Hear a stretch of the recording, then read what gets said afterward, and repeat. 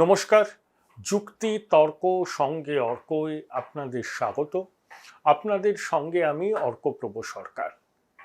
শনিবার দুপুর থেকেই রাজ্য রাজনীতি যে ভাইরাল ভিডিও ঘিরে সরগরম, সেই প্রসঙ্গেই দু চার কথা আজকে বলা খুব প্রয়োজন বলে মনে করছি। ঘটনার 48 ঘন্টা পরেই প্রতিবেদন করছি। কেন সঙ্গে সঙ্গে করিনি সেটাও আপনাদের বলবো।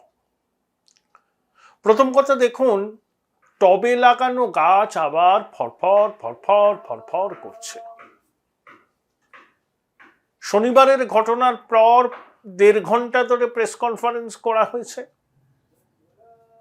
ছোটবাবু করেছেন। বিজেপি বাংলার মাতৃশক্তিকে অপমান করেছে। সন্দেশখালীর ঘটনা সাজানো নাটক।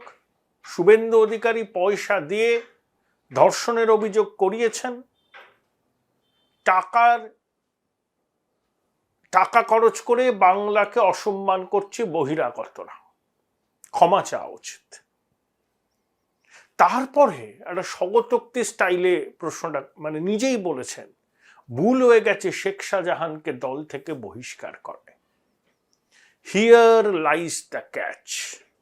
এটাই হচ্ছে আসল বিষয়। সন্দেশখালীর মাতৃশক্তি নিয়ে রাজ্যের শাসক দলের কোনো মাথা ব্যথা নেই।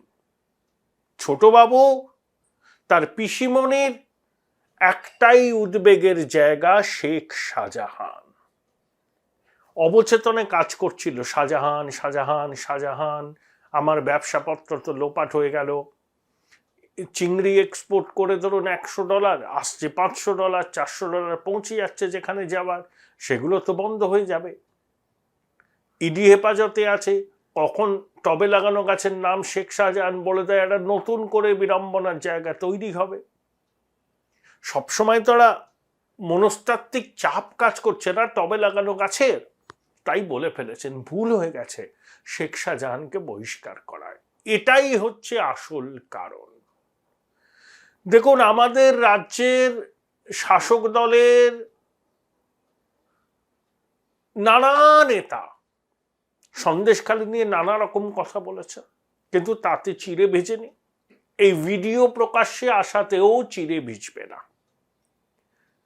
5ই জানুয়ারিতে সন্দেশখালীতে ইডির উপর হামলার পর যেভাবে স্বতঃস্ফূর্ত প্রতিবাদ হয়েছিল, মেয়েরা রাস্তায় নেমেছিলেন, পুলিশের বিরুদ্ধে ক্ষোভ উগরে দিয়েছিলেন, সেটা কি আপনাদের একবারও মনে হয়েছে যে সাজানো চিত্রনাট্য?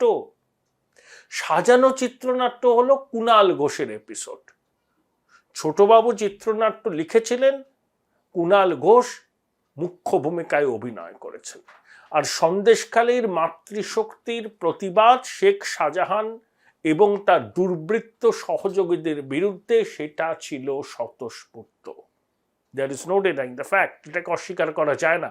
সাধারণ বোধ বুদ্ধি আমার সহনাগরিক যাদের আছেন, যারা দলীয় রাজনীতির চশমাটা পরে নেই, তারা অন্তত বুঝতে পারবেন কার্যত দেয়ালে পিঠ থেকে গিয়েছিল বলে সন্দেশখালীর মাতৃশক্তি প্রতিবাদের রাস্তায় নেমেছিল। সেই প্রতিবাদ তো সচেতনতার ভাষা। এই প্রতিবাদ ছড়িয়ে পড়েছিল ভারতবর্ষে, সর্বত্র সন্দেশখালী নিয়ে শাসকের মুখ পুড়েছে। সেই পোড়া মুখ যাতে আর না পড়ে, সেই জন্য এই সাজানো চিত্রনাট্য। দেখুন, মহিয়সী নারীর সাজিয়ে গুছিয়ে মিথ্যা কথা বলার একটা পুরনো অভ্যেস আছে। বহুদিন আগে সেই চম্পলা সর্দারের কথা আপনাদের মনে আছে? জ্যোতিবাবুর ঘরের সামনে চলে গিয়েছিলেন, ওনাকে নাকি ধর্ষণ করা হয়েছে। পরে জানা গেল পুরো বিষয়টাই সাজানো। চম্পলা সর্দার থেকে ইস্ট জর্জিয়া বিশ্ববিদ্যালয়ের ডিগ্রি, এসব আপনারা জানেন। মিথ্যাশ্রী সত্যি কথা বলেন না। 100টার মধ্যে 99টা মিথ্যা কথা বলেন। আর এয়ার অ্যাপারেন্ট, তিনি তো আরো এক কাঠি সরেস। চার্টার্ড বিমানে ঘোরেন, বৈভবের আস্ফালন করেন, সবাইকে চ্যালেঞ্জ দেন, এটাও করলেন। তো এই ভিডিওটা যেটা আপনারা ছেড়েছেন, যেটাকে নিয়ে এত বড়, কোথায় এটা কি যেদিনকে ভিডিওটাকে আপলোড করা হয়েছে ইউটিউব চ্যানেলে, সেই ইউটিউব চ্যানেলটা বোধহয় তার একদিন আগে তৈরি হয়েছে। দেখুন চিত্রনাট্যটা দেখুন, জনৈক কেনা সাহেবী নাম, তার নামে ইউটিউব চ্যানেল, সেখানে ভিডিওটা আপলোড করা হয়েছে। ভিডিওটা আপলোড করার আগে সেই ইউটিউব চ্যানেলে সাবস্ক্রাইবার বোধহয় 7-8 জন, না কি একটা দিয়েছিল, ভিউ হয়েছিল 7 জন। মানুষ এত বোকা? আপনি বিজেপির সন্দেশখালী ব্লক সভাপতি, মণ্ডল সভাপতি, 2 মণ্ডল সভাপতির বক্তব্য শোনালেন, তাও বক্তব্য অস্পষ্ট। প্রশ্নকর্তা বারবার করে এমন একটা লাইন খুঁজে পেতে চাইছিল ওই মণ্ডল সভাপতির মুখ থেকে যেটা তাদের পারপাসকে সার্ভ করে। আসলে বুদ্ধদেব ভট্টাচার্যের আবেদন সমাজ মাধ্যমে সিপিএম ছড়িয়ে দিয়েছে আর্টিফিশিয়াল ইন্টেলিজেন্স প্রযুক্তিতে। এক ঝলক দেখলে মনে হবে যেন বুদ্ধবাবুই বলছেন। এক্ষেত্রে সেটা হয়নি, তার কি প্রমাণ? কি প্রমাণ? সিবিআই তদন্ত করুক, আদালতে জমা দিক, তারপরে দুধ কা দুধ পানি কা পানি হবে। কোন পর্যায়ে নেমেছে এরা, তার প্রমাণ হলো এই ভিডিও। সন্দেশখালীর মাতৃশক্তিকে অপমান করলেন, পশ্চিমবঙ্গের মাতৃশক্তিকে অপমান করলেন শেখ শাহজাহানের মতো দুর্বৃত্তদের বাঁচাতে। দেয়াল লিখন পড়ে ফেলেছেন মহিষী নারী এবং তার উত্তরাধিকারী। তাই এই ডিসপারিশন। 15 পেরোবে না তৃণমূল কংগ্রেস। প্রধানমন্ত্রী যেটা বলেছেন মাল্টিপল সোর্স থেকে ফিডব্যাক নিয়ে বলেছেন, তাই আতঙ্কের প্রহর কোনা। Join Indian Institute of Hotel Management now. Right choice, right decision. মহিষী নারী জানে যে 15-র কম হয়ে গেলেই এ রাজ্যে বিধানসভা ভোট, এবং ধুয়ে মুছে সাফ। তাই যে কোনোভাবে ক্ষমতার চিটে গুড়ে আঁকড়ে থাকতে হবে। তার জন্য যদি মাতৃশক্তিকে অপমান করতে হয়, একটা ভিডিও ছড়িয়ে দিয়ে প্রমাণ করার চেষ্টা হয় যে সন্দেশখালীতে কিচ্ছু হয়নি, সবই সাজানো চিত্রনাট্য, যেরকম ভাবে ওই শুভেন্দু বলেছিলেন না, তারপরে ফিরাদ হাকিমও সমর্থন করেছিলেন যে কেডি সিং এর টাকায় ম্যাথু নারদা স্টিং অপারেশন করেছিল। কেন করেছিল? টবে লাগানো গাছ যাদেরকে নিজের দলের রাজনৈতিক প্রতিপক্ষ বলে মনে করেছিল, অর্থাৎ টবে লাগানো গাছের উত্তরণের পথে তার দলের যে সমস্ত নেতা ভবিষ্যতে অন্তরায় হতে পারেন তাদের গায়ে কালি ছিটিয়ে দাও। সফল হয়েছিল। এই হচ্ছে মাইন্ডসেট। দেখুন, স্টিং অপারেশন করব, লোকের বদনাম দেব, শাহজাহান মতো দুর্বৃত্তদের প্রোটেকশন দেব, কয়লা, গরু, বালি, পাথর, চাকরি সব খাবো, পিঠ বাঁচাতে, টিকে থাকতে পশ্চিমবঙ্গের মাতৃশক্তিকে অপমান করব। খেলা ধরা পড়ে গেছে, ভীষণ কাঁচা চিত্রনাট্য। আসলে কি বলবো বলুন তো, অভিজ্ঞতা তো বেশি নেই। বৈভবে রাস পালন করতে করতে ধরাকে সরা জ্ঞান করা, স্তাবক পরিবৃত হয়ে থাকায় একটা অসুবিধা আছে। তখন মনে হয় ছেলে মানুষের কাজ করলেও মনে হয় এটা খুব পরিণত বুদ্ধির পরিচয় দিচ্ছি। একেবারে ছেলে মানুষের মতো একটা ভিডিও পোস্ট করা হয়েছে, তো মানুষ বিশ্বাস করবে? সমস্ত চ্যানেলের কাছে অসংখ্য মাতৃশক্তির প্রতিবাদের কথা আছে। তারা বলেছেন ক্যামেরার সামনে, রাত বিরেতে ডাকা হতো, মহিলাদের চিহ্নিত করা হতো, তারা পিঠে বানাতে না গেলে তাদের বাড়ির পুরুষদের প্রহার করা হতো, নির্যাতন করা হতো, জমি কেড়ে নিয়ে তার চরিত্র বদল করা হতো। সবাই টাকার বিনিময়ে বলেছেন, তাদের উপর অত্যাচারের ঘটনা মাতৃশক্তি টাকার বিনিময়ে বলেছেন। পশ্চিমবঙ্গের মাতৃশক্তি গরিব হতে পারেন, কিন্তু তারা একেবারে দেয়ালে পিঠ থেকে না গেলে এইভাবে নিজেদের অসম্মানের কথা প্রকাশ্যে বলতেন না। তাদেরকে অপমান করার কোনো অধিকার কালীঘাটের জমিদারদের নেই। এটা ভালো করে শুনে রাখুন। এবং পশ্চিমবঙ্গের মানুষ শাহজাহানের মতো দুর্বৃত্তদের মদতদাতাদের এবার গণতান্ত্রিক পদ্ধতিতে শাস্তি দেবে। নান্য পন্থা, এছাড়া কোনো পথ নেই।